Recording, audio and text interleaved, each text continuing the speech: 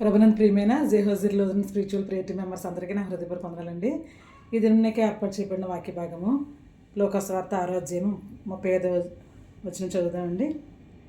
మీరైతే ఎట్టివారిని గూర్చి అయినను నిరాశ చేసుకొనక మీ శత్రువులను ప్రేమించుడి, మేలు చేయుడి, అప్పుయుడి, అప్పుడు మీ ఫలము గొప్పదై ఉండును. చిన్న ప్రేయర్ చేసుకుందామండి. స్తోత్రం స్తోత్రం స్తోత్రం. పరిశుద్ధుడు పరిశుద్ధుడు పరిశుద్ధుడు సర్వభూలోకమును సృజించిన నీతో న్యాయంతోనూ పరిపాలించుచు కొన్ని ఆడబడుచున్న మగనేసయ మీ ఘనమైన పాదములకు లెక్కించలేని స్థుతురాలు చెల్లించుకుంటున్నాం తండ్రి. సర్వశక్తి గల దేవుడిగా మీరు ఉన్నారు తండ్రి. ఏమి ఇచ్చినా కూడా మీరు రుణం తీర్చలేము ప్రభా. వాక్యం వినిచిన ప్రతి ఒక్క బిడ్డను నూరంతులుగా దీవించి ఆశీర్వదిస్తారని, మీరే మహిమ ఘనత ప్రభావాలు పొందుకుంటారని, మా కొరకు సిలువలో ప్రాణం పెట్టి తిరిగి లేచిన యేసయ్య పరిశుద్ధ నామమున మిక్కిలి వినయంతో బ్రతిమలాడి వేడుకొంచున్నాం మా పరమ తండ్రి. ఆమేన్. ప్రభునందు ప్రియమైన సహోదరి సహోదరులారా, ఇక్కడ యేసుక్రీస్తు ప్రభు వారు చెప్తున్నారండి. ఆయన సమాజ మందిరంలోకి వెళ్ళి ఆయన సూచక్రియలు మహత్కార్యాలు చేశారు. దేవుని యొక్క సువార్తను వారు యేసుక్రీస్తు ప్రభు వారు ప్రకటించారండి. ప్రకటించిన తర్వాత అక్కడికి అవస్థతలు కలిగిన వారు వచ్చినప్పుడు వాళ్ళందరూ కూడా వచ్చి చేయగల వారు వచ్చినప్పుడు వాళ్ళకి స్వస్థతనివ్వటం చూసాం. తర్వాత అనేక మంది రోగగ్రస్తులను ఆయన బాగు చేయడం మనం చూస్తున్నామండి. తర్వాత ఆయన దెయ్యాలు పట్టుకున్న వాళ్ళని వెళ్ళగొట్టడం మనం చూస్తున్నాం.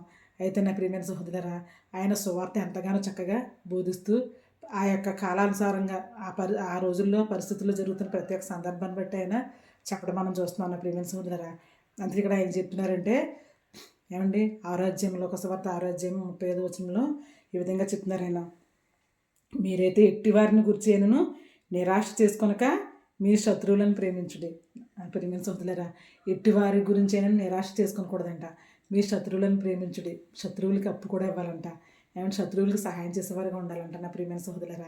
అందుకే చూడండి, యేసుక్రీస్తు ప్రభువారు ఏం చెప్తున్నారంటే మనం యేసుక్రీస్తు ప్రభువారు ఏం చెప్తున్నారంటే, మీరు నవ్వుతున్న మీరు ఇప్పుడు ప్రస్తుతానికి మీరు ఏడుస్తున్న మీరు నవ్వుతారు. ఇప్పుడు కష్టాలు పడుతున్న మీరు దేవుని యొక్క కృపను బట్టి మీరు చాలా సంతోషకరమైన జీవితాన్ని జీవిస్తారు. ఏమండి, ఇప్పుడు ప్రలాపిస్తున్న మీరు సంతోషగానం చేస్తారు అని ప్రతి ఒక్కళ్ళు ఎవరైతే ఇబ్బందులతో ఇరుకులతో చాలా భయంకరమైన పరిస్థితుల్లో ఇప్పుడు ఈ వేదన కలిగిన జీవితాన్ని జీవిస్తున్నారో అలాంటి వారంట తప్పకుండా ఒకనొక దినాన్న వాళ్ళు ఎంతో సంతోషాన్ని కలిగి ఉంటారంట నా ప్రియమైన సహోదరులారా. అయితే ధనవంతులతో చెప్తున్నాడు దేవుడు, ధనవంతులు ఏం తిందుమా, ఏం త్రాగుదుమా, ఏమి భుజింతుమా, ఏం ధరించుకుందుమా అని ఎంతో హడావిడి అయిన జీవితాలు జీవిస్తున్న వారికి ఆయన చెప్తున్నాడు, మీకు శ్రమ. అందుకే ఆయన చెప్తున్నారండి, పెళ్లి చేసుకున్నవారు చేసుకున్నట్టును, ఏమంటే తినువారు తిననట్టును, ఏమండి సంతోషించేవారు సంతోషించినట్టు ఉండాలన్నమాట. ప్రతిదీ కూడా మితంగా చేయాలని ఆయన చెప్తున్నాడండి. ప్రతిదీ కూడా మితంగా చాలా కొద్దిగా చేస్తూ ఉండాలన్నమాట. యేసుక్రీస్తు ప్రభు వారు తన జీవితంలో అనేకమైన శ్రమలు అనుభవించారండి నా ప్రియమైన సహోదరులారా. అనేకమైన ఇరుకులు ఇబ్బందులు అనుభవించారు. ఆయన దేవుని కుమారుడే అండి. ఏమండి, ఈ లోకానికి తను రిక్తునిగా చేసుకుని మన కొరకు ఆయన ఈ లోకానికి వచ్చారండి. వచ్చి ఆయన ఏమంటారంటే, నేను నా ప్రియమైన సహోదరులారా, ఆయన కల్వరిగిరిలో తన యొక్క భయంకరమైన శిలువ మరణాన్ని ఆయన అనుభవించారు. ఆయన శిలువ మోసేటప్పుడు అక్కడ గొల్గొతా కొండ మీద ఎన్నో రాళ్ళు, ఏమండి ముళ్ళ తుప్పలు, ఆ గచ్చ పొదలలో నుంచి ఆ గొల్గొతా కొండ ఎక్కుతున్నప్పుడు ఆయన ఎంతో భయంకరమైన బాధను వేదనను ఆయన అనుభవించారండి. ఆయన నిజమైన మానవుడిగా ఉన్నాడు, నిజమైన దేవుని కుమారుడిగా ఉన్నాడండి. అందుకే అపోస్తలుడైన పౌలు గారు చెప్తున్నాడు కొలస్సీయులకు రాసిన పత్రిక 2వ అధ్యాయము 9వ వచనంలో. ఏమండి, ఆయన ఏమంటారంటే, ఆయన పరిపూర్ణమైన వ్యక్తిగా ఉన్నారు, పరిపూర్ణమైన దేవుని కుమారుడిగా దైవత్వాన్ని కలిగి ఉన్నాడు. ఆయన దైవత్వం కలిగిన ఒక మనిషిగా ఉన్నాడండి ఆయన. నా ప్రియమైన సహోదరులారా, చూడండి, ఈ రోజుల్లో ఎవరైనా కొంచెం మంచి పనులు చేస్తే నువ్వు దేవుళ్ళగా చేసావంటారు, దేవుళ్ళగా చాలా సహాయం చేసావని అంటారు. కాకపోతే ఇక్కడ దేవుని కుమారుడే అండి. ఆయన మన కొరకు తను రిక్తంగా చేసుకున్నారండి. ఆయన గురించి మనం ఏ విధంగా ఆలోచిస్తున్నామో ఒకసారి మనం ఇమాజిన్ చేసుకోవాలండి నా ప్రియమైన సహోదరులారా. ఆయన ఏమంటారంటే, పరిపూర్ణమైన వ్యక్తిగా ఆయన ఉన్నారండి. పరిపూర్ణమైన దేవుని కుమారుడిగా ఆయన ఉన్నారు. అట్ ద సేమ్ టైం పరిపూర్ణమైన మనిషిగా కూడా ఆయన జీవించారండి నా ప్రియమైన సహోదరులారా. ఆయన యొక్క మనుషులు ఏ విధమైన పరిపూర్ణమైన మనిషి, దేవుని యొక్క ఆత్మ కలిగిన మనిషి ఏ విధంగా ఫుల్ఫిల్గా ప్రతిదీ కూడా చేయాలో అంత పరిపూర్ణతను ఆయన కలిగి ఉన్నారండి నా ప్రియమైన సహోదరులారా. పరిపూర్ణతను కలిగి ఉండి ప్రతిదీ కూడా ఆయన మనకి మాదిరిగా చేసి వెళ్ళారండి నా ప్రియమైన సహోదరులారా. అందుకే ప్రతి ఒక్కళ్ళు మనం ఏం చేయాలంటే, దేవుని పూలు నడుచుకునే వరకు మనం ఉండాలండి. అందుకే ఇక్కడ లోకస్వార్త 6:35 ఏం చెప్తున్నారంటే, మీరు శత్రువులను ప్రేమించండి అని చెప్తున్నారు నా ప్రియమైన సహోదరులారా. అట్టి వారికి అప్పు కూడా చేయాలంట, వారి పట్ల దయను కలిగి ఉండాలంట. నా ప్రియమైన సోదరులారా, మనం తిరిగి అప్పిచ్చిన వాళ్ళు తిరిగి వడ్డీతో సహా ఇచ్చే వాళ్ళకి ఇవ్వటం వల్ల మనకు ప్రయోజనం లేదండి. ఎవరైతే కష్టంలో ఉండి అసలు తీర్చలేని పరిస్థితిలో ఉన్నారో అలాంటి వారికి మనం అప్పిచ్చే వారికి మనం ఉండాలంట, అలాంటి వారికి మనం సహాయం చేసే వారికి ఉండాలంట. నా ప్రియమైన సోదరులారా, అందుకే దేవుడు చెప్తున్నాడు ఏమండి, ఇంకా ముందు వచనంలో లోకసువార్త 6వ అధ్యాయం ఇంకా ముందు వచనంలో చెప్తున్నాడు, ఒక చెంప మీద కొట్టినప్పుడు ఎడమ చెంప మీద కొట్టిన వాడిని కుడి చెంప కూడా చూపించాలంట. అంటే అంత దీనత్వాన్ని, అంత దయాళత్వాన్ని మనం కలిగి ఉండాలని యేసుక్రీస్తు ప్రభు వారు మాదిరిగా మనకు చెప్తున్నారండి. చూడండి, ఆయన గెస్సిమన తోటలో ఉన్నప్పుడు ఇస్కరియోతు యూద వాళ్ళందరినీ తీసుకొచ్చాడండి. కత్తులతో గుదేలతో పట్టుకుని వచ్చినప్పుడు ఆయన ఏమండి, పేతురు గారు యేసుక్రీస్తు ప్రభు వారంటే ప్రేమ చొప్పున ఆ యొక్క మలుకు చెవిని అరికినప్పుడు ఆయన అలా చేయకూడదు అని చెప్పేసి అని వెంటనే ఆ చెవి తీసి అక్కడ అతనికి స్వస్థతను ఇవ్వడం మనం చూస్తున్నాం. నా ప్రియమైన సోదరులారా, కత్తిని పట్టుకున్నవాడు కత్తితోనే నాశనమవుతాడని కూడా ఆయనకి హితవస్త్రం చెప్పడం మనం చూస్తున్నాం. హితం పలికినట్టు మనం చూస్తున్నాం. నా ప్రియమైన సోదరులారా, అంటే మనం కొలిచే కొలతను బట్టే మనకు తిరిగి ఇవ్వబడుతుంది అంట. నా ప్రియమైన సోదరులారా, ఇంక లోకసువార్త 6వ అధ్యాయంలో ఇంకా చెప్తున్నాడు ఏంటంటే, మనం అంటండి నా ప్రియమైన సోదరులారా, మనం ఏదైతే మనుషులు మనకు చేయాలని ఆశపడతామో అదే మనం ఎదుటి వారికి చేసేవారికి మనం ఉండాలండి. నా ప్రియమైన సోదరులారా, యేసుక్రీస్తు ప్రభు వారు అదే చేశారండి. ఇక్కడ యేసుక్రీస్తు ప్రభు వారు అది చేశారు. ఫర్ ఎగ్జాంపుల్ చూడండి, క్వీన్ డయానా ఉంది కదండి, బ్రిటన్ యువరాణి. ఆమె ఏం చేసిందంటే, అప్పుడు ఆమె ఉన్నప్పుడు ఎయిడ్స్ పేషెంట్లని చాలా భయంకరంగా ఎంతో చిన్నచూపు చూసేవారండి, అంటరాని వరకు చూసేవారు. వాళ్ళని టచ్ చేస్తే వాళ్ళ దగ్గరికి వెళ్తే మనకి కూడా ఆ ఎయిడ్స్ అనేది వచ్చేస్తుందేమోనని చాలా భయపడుతున్న సందర్భంలో ఆమె డయానా ఏం చేసిందంటే, వాళ్ళందరికీ వెళ్ళి చక్కగా షేక్ హ్యాండ్ ఇచ్చిందండి. షేక్ హ్యాండ్ ఇచ్చి వాళ్ళని ఎంతగానో ఏమండి ధైర్యపరిచింది. ఆమె తన మాటలతో ఏమంటే తన యొక్క స్పర్శతో ఆమె ఎంతగానో తను వాళ్ళని ధైర్యపరిచి వాళ్ళ యొక్క లైఫ్ స్పాన్ పెరిగే విధంగా వాళ్ళకి ఎంతో మంచిగా సహాయం చేయడం మనం చూస్తున్నాం. నా ప్రియమైన సోదరులారా, ఆ విధమైన సహాయాన్ని మనం ఎక్కడి వరకు చేసేవారికి ఉండాలండి. దేవుని నమ్ముకున్న వారు, యేసుక్రీస్తు ప్రభు వారిని అనుసరించిన వారు తప్పకుండా ఈ విధమైన జీవితాన్ని జీవిస్తారండి. నా ప్రియమైన సోదరులారా, అందుకే లేడీ డయానా, ప్రిన్స్ డయానా ఏం చేసిందంటే, ఆ యొక్క ఎయిడ్స్ రోగస్తుల్ని ఆమె పట్టుకుని ఏమండి భుజం మీద ఇలా తట్టి ఎంతో ప్రేమగా షేక్ హ్యాండ్ ఇచ్చి భుజం మీద ఇలా తట్టి చాలా ధైర్యాన్ని ఇచ్చి వాళ్ళ యొక్క లైఫ్ స్పాన్ పెరిగే విధంగా వాళ్ళకి ధైర్యాన్ని చెప్పిందండి. అప్పటి నుంచే ఈ యొక్క డిస్టెన్స్ పాటించడం అనేది తగ్గిపోయిందండి. అందరూ కూడా ఎయిడ్స్ పేషెంట్ల దగ్గరికి ధైర్యంగా వెళ్ళటం, వాళ్ళకి చక్కగా సహాయం చేయటం, అదంతా కూడా ఆమె చేసిన దగ్గర నుంచే కూడా స్టార్ట్ అయిందండి. అట్టి రీతిగా యేసుక్రీస్తు ప్రభు వారు ఏమండి మనకి మాదిరిగా ఆయన సమస్తం చేశారండి.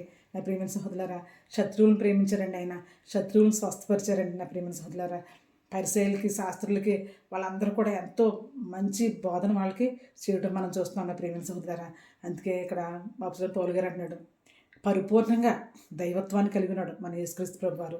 అట్టి రీతిగా మనం దేవుని కలిగి ఉన్న మనం ఏం చేయాలంటే, పరిపూర్ణంగా దేవుని యొక్క లక్షణాలను మనం కలిగి ఉండేవారుగా మనం ఉండాలండి. నా ప్రియమైన సహోదరులారా, ఇంకా కొలసలకు రాసిన పత్రికలో ఇంకా మిగతా వచనాల్లో చెప్తున్నాడు ఏమంటే, ఆయన మనం బాప్తిసం పొందుకుని దేవుని యొక్క కుటుంబంలో మనం చేర్చబడ్డాం కనుక అనేక మందికి ఈ యొక్క రక్షణ భాగ్యాన్ని మనం కలిగించేవారుగా మనము ఉండాలని అపోస్తలుడైన పౌలు గారు చెప్తున్నారండి. నా ప్రియమైన సోదరులు ఎప్పుడు కూడా అందుకే కీర్తనకారుడు చెప్తున్నాడు, దుష్టుల ఆలోచన చెప్తున్న నడువక, పాపుల మార్గం నిలువక, అపహాసకులు కూర్చుండే చోటను కూర్చుండక. చూడండి, కొంతమంది ఉట్టునే కూడా అనేక మందిని అపహాసం చేస్తూ ఉంటారు. ఒకళ్ళు ఒక చిన్న జోకేస్తే మిగతా వాళ్ళు కూడా అదే జోక్ని 10 మందిగా వేసి వాళ్ళని ఎంతగానో పరచడం, ఎంతో ఇబ్బందికి గురి చేస్తారండి. ఎంతో భయంకరంగా నవ్వుకోవడం, చాలా భయంకరమైన పరిస్థితి అనమాట. యేసుక్రీస్తు ప్రభువుని కూడా సిలువ వేసినప్పుడు, నీవు యూదుల వారి రాజువైతే దిగొచ్చి నిన్ను నీవు రక్షించుకుని మమ్మల్ని కూడా రక్షించు అని చెప్పడం మనం చూస్తున్నాం. నా ప్రియమైన సోదరులారా, అంటే అలాగా అపహాస్యం చేయడం అనేది చాలా భయంకరం అనమాట. ఎప్పుడు కూడా ఎదుటి వారిని నవ్వుల పాలు చేద్దామంటే మనమే నవ్వుల పాలు అవుతామండి. నా ప్రియమైన సోదరులారా, చూడండి, బంతి పైకేస్తే అది తిరిగి రిఫ్లెక్ట్ అయ్యి మన మీద పడుతుందండి. ఏమండి, ఆకాశం వైపు ఉమ్మేస్తానంటే అది మన మొహం మీదకే పడుతుందంట. అందుకే ఏ మనిషిని కూడా మనం చిన్న చూపు అనేది చూడకూడదనమాట. ప్రతి ఒక్కరి పట్ల ఎంతో ప్రేమను, గౌరవాన్ని, మర్యాదను మనం కలిగి ఉండేవారుగా మనం ఉండాలండి.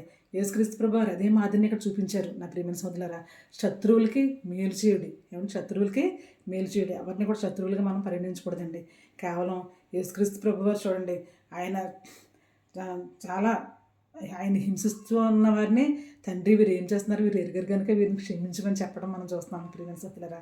అంటే అంత దైవత్వాన్ని ఆయన కలిగి ఉన్నారండి, అంత మాదిరికరమైన జీవితాన్ని ఆయన కలిగి ఉన్నారు నా ప్రియమైన సోదరులారా. అందుకే మనం ఇప్పుడు కూడా ధైర్యంగా ఉండాలి, ప్లస్ దేవుని యొక్క సువార్తను అనేక మందికి చాటి చెప్పేవారుగా ఉండాలి. ఇక్కడ కొలసలకు రాసిన పత్రిక 2వ అధ్యాయము 8వ వచనంలో చెప్తున్నాడు, ఎవరు కూడా తప్పుడు బోధలు చేసే వారికి చోటు ఇవ్వకూడదండి. అబద్ధపు మాటలు చెప్పేవారికి మనం చోటు ఇవ్వకూడదు. చాలామంది యేసుక్రీస్తు ప్రభు వారి మీద బురద చల్లాలని చాలా చక్కగా ప్రయత్నాలు చేస్తున్నారు, కానీ అదంతా కూడా దేవుడు అసలు ఊరుకోడండి. ఏమండి, దేవుడు అసలు ఊరుకోడు. ఇప్పుడున్న కాలంలో గర్జించే సింహంలో సైతం తిరుగుతుంది. కాకపోతే దేవుని యొక్క జడ్జిమెంట్ అనేది ఒక ప్రభు దినం అనేది ఒకటి ఉందండి నా ప్రియమైన సహోదరులారా.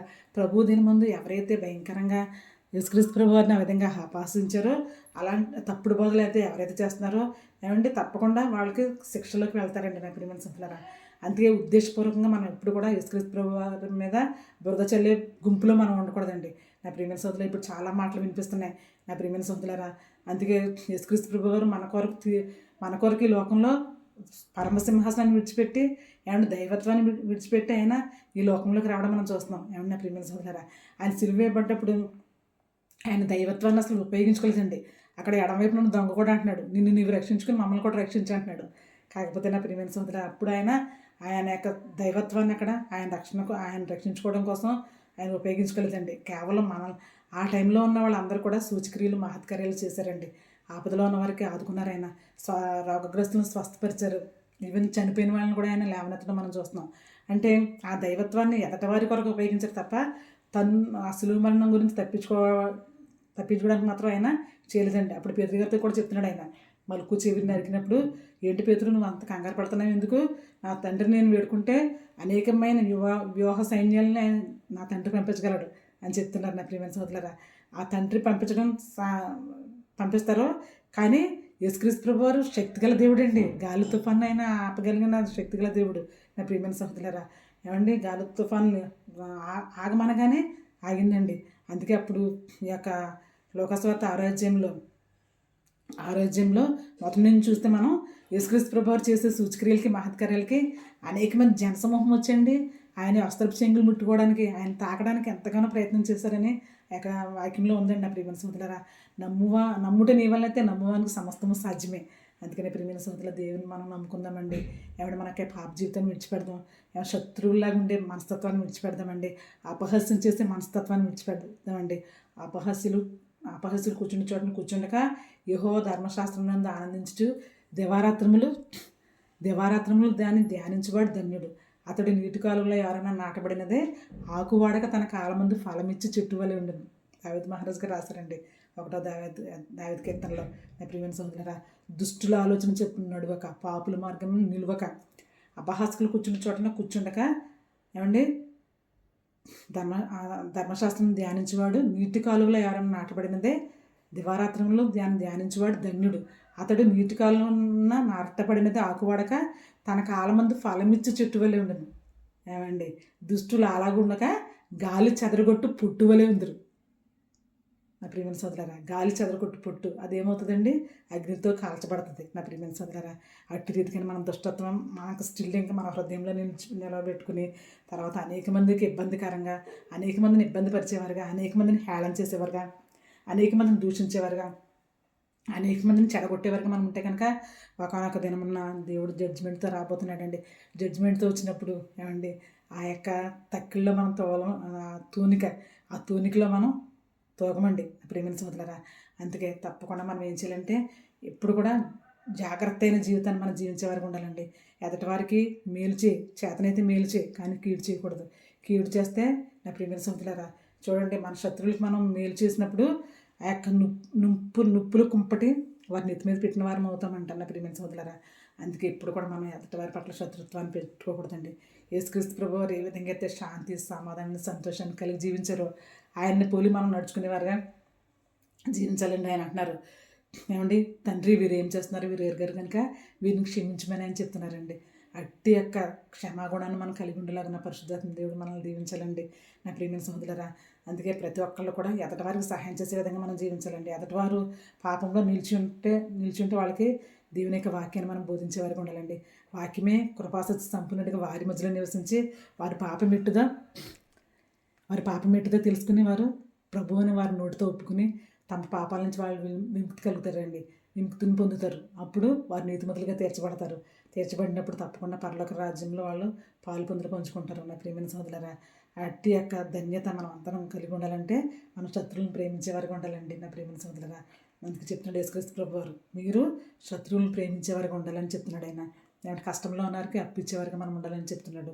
నా ప్రియమైన సోదరులారా, అందుకే దేవుడు ఏదైతే ఆజ్ఞాపించారో అది తప్పకుండా మనం చేసే ప్రయత్నాన్ని మనం చేద్దాం. మనం ప్రయత్నం చేసినప్పుడు దేవుడు తప్పకుండా మనకు సహాయం చేస్తారండి. అట్టి సహాయాన్ని దేవుడు మనకు అనుగ్రహించాలి. తర్వాత దేవుని యొక్క సువార్తను అనేక మందికి మనం చాటి చెప్పేవారుగా ఉండాలండి. అలా చెప్పినప్పుడు మనం వాళ్ళని నరకంలో నుంచి మనం రక్షించేవారుగా మనం ఉంటామండి. అందుకే యొక్క సత్యమైన మార్గంలోకి అనేక మందిని మనం సంతోషకరంగా ప్రవేశపెట్టేలాగిన దేవుని యొక్క వాక్యాన్ని అనేక మందికి వినిపింపు చేసేలాగున వాళ్ళ యొక్క ఆత్మీయమైన జీవితం నరకంలో పడకుండా వాళ్ళ నిత్య నాశనానికి గురి కాకుండా ఏమండి నిత్య స్వతంత్రాన్ని దేవుని యొక్క పరిశుద్ధమైన రాజ్యంలో వాళ్ళందరినీ పాలుభాగస్తులు చేయడానికి దేవుడు మనకు సహాయం చేయను గాక. నా ప్రియమైన సోదరులారా, దేవుడు వాక్యం ఇచ్చిన మీ అందరినీ కూడా దేవుడు ఆయురారోగ్యాలతో సుఖ సంతోషాలతో ఆత్మీయమైన జ్ఞానంతో దీవించి ఆశీర్వదించును గాక. ఆమేన్.